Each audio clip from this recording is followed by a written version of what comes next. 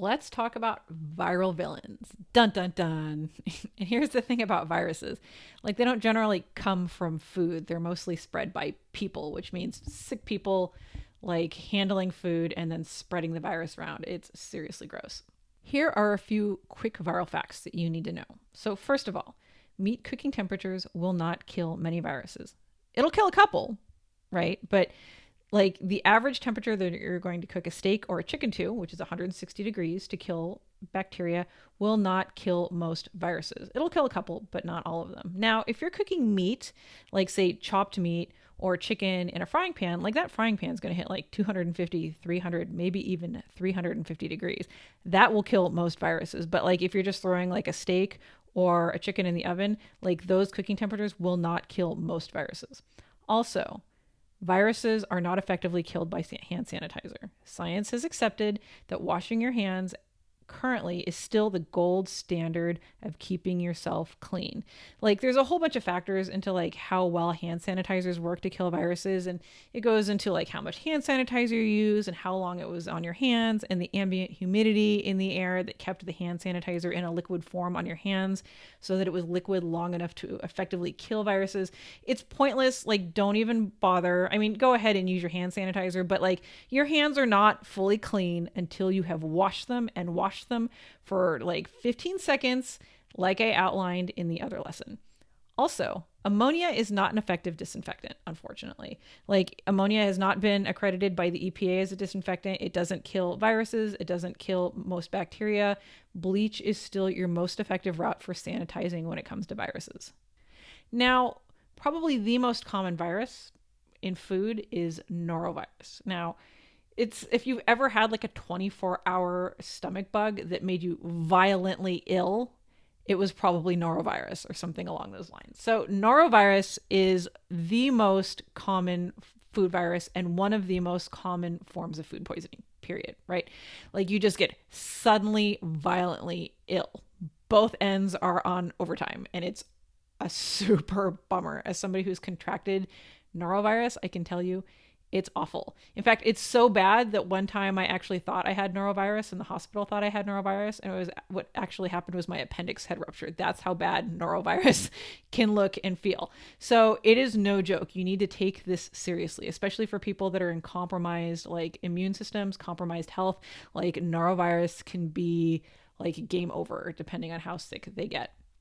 So norovirus is transferred by poor restroom cleanliness. And that means poop on fingers, which is just, it really grosses me out to think about. But I mean, the reality is that there's millions of people going about their lives in this world and not washing their hands properly after using the restroom and then handling food and making people sick. Because this is a really common virus, right? This happens all the time. And there'll be norovirus outbreaks like in pods around the country. And you'll hear about it on the news. Or like, 75 people picked up norovirus from a cruise ship. And it's like, ugh, gross. It can be transferred by vomit particles as well. So if you're like violently ill, like the particles from your vomit can also spread the virus, and it can live on surfaces for weeks.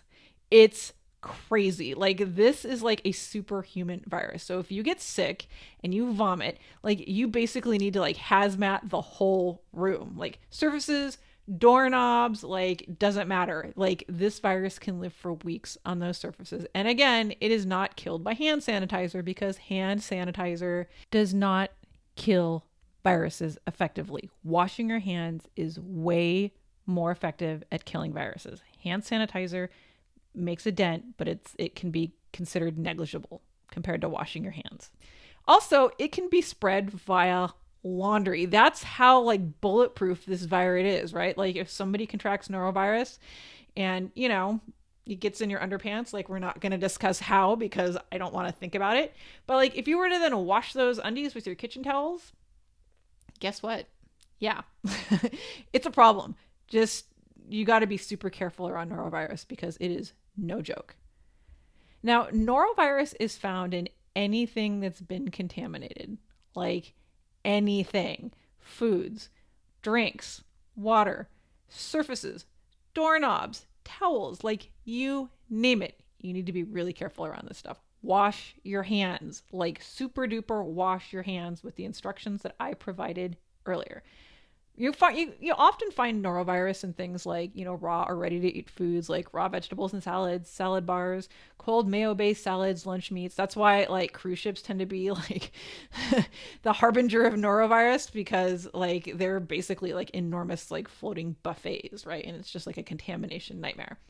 Contaminated water and ice are also a problem. So if you are in an area where like there may be sewage mixing with the water, or the water may be contaminated by raw sewage, and this also goes for E. coli and salmonella and other things that are shed in your poop, like contaminated water and ice are a problem. And ice like is still an issue because freezing does not kill the vast majority of bacteria and viruses. In fact, it just kind of stops them from reproducing. It basically preserves them, which is freaking lovely, right? Shellfish from contaminated water, another big problem. Like you want to make sure that you're eating shellfish from a reputable source and a clean water source. Foods washed in contaminated water is also a huge problem. So if you're in an area where the water is not clean and may be contaminated by raw sewage, like you need to not eat foods that have been like washed in that water and not cooked before you eat them. And this actually goes double for, norovirus, E. coli, salmonella, anything that is spread via poop. Any water that comes in contact with like raw sewage is at risk.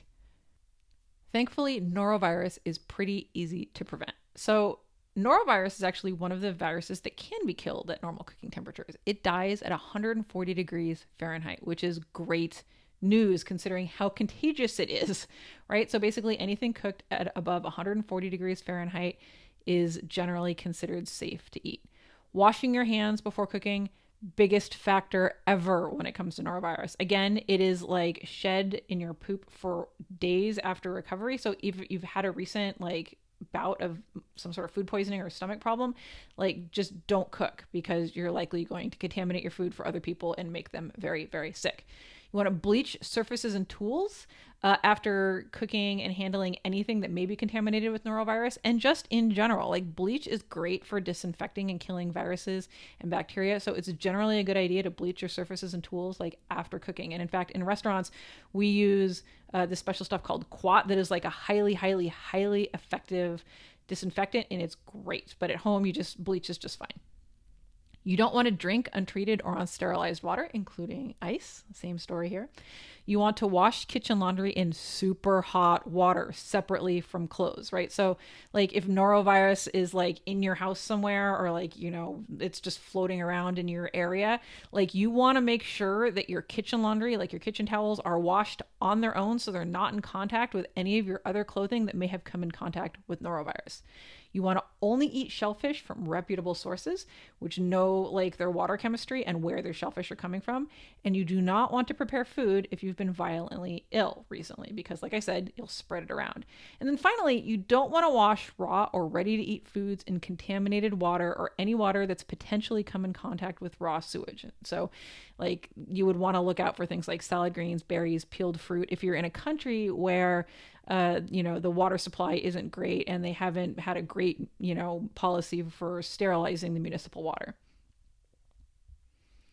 Okay, so as if norovirus wasn't bad enough, we've got hepatitis A. Thankfully, hepatitis A is not as common as norovirus. Norovirus is super common. Hepatitis A is out there. Absolutely. It's a risk. But I think, norovirus is like the number one thing that you see out and about.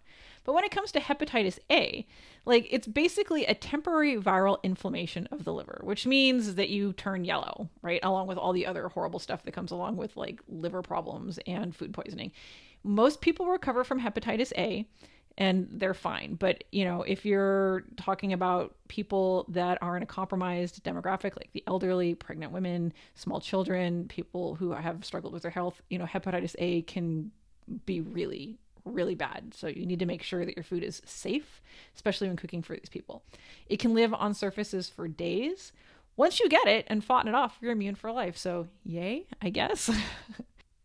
And since Hep A is transferred by poor restroom cleanliness, aka poop on your fingers, please, people, wash your hands. I care about you and I want you and your loved ones to not get super, super sick. It is also not effectively killed by hand sanitizer. So again, wash your hands. It is the best way to keep you and your loved ones safe from viruses.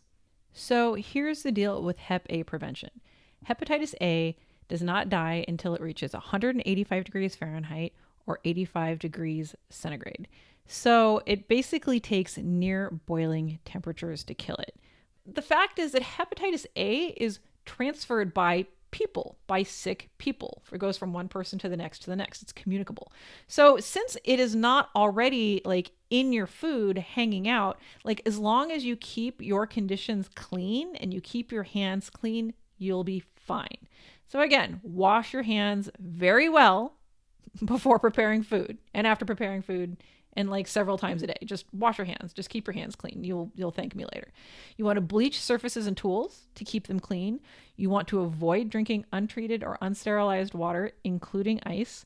And you want to not wash raw or ready to eat foods in contaminated water. And again, I keep pointing them out because, like I said, they're like the unfortunate redheaded stepchildren of like the contaminated raw food world. But salad greens and berries and peeled fruit are particularly at risk for contamination because that's just what happens to be most often washed in contaminated water. You want to only eat shellfish from reputable sources, people that know exactly where their shellfish came from and the quality of the water in which they were grown. It's good to keep in mind that cooking like meat temperatures will not kill hepatitis A. You basically have to boil something or take it to about boiling temperatures in order for it to die. Now, luckily, if you're sauteing something, your frying pan will likely hit 250 or even 300 and 350 degrees or higher. So if you're sauteing something or cooking it in a frying pan over heat, it's probably fine. But like your average meat cooking temperature will not cook Hep A. Also, you do not want to prepare food if you've recently been violently ill or had some sort of viral liver problem, which is likely hepatitis A. You'd want to get checked out by a doctor because you will shed it for days after you've recovered. And finally, if you really, really want to avoid hepatitis A, you can get the Hep A vaccine.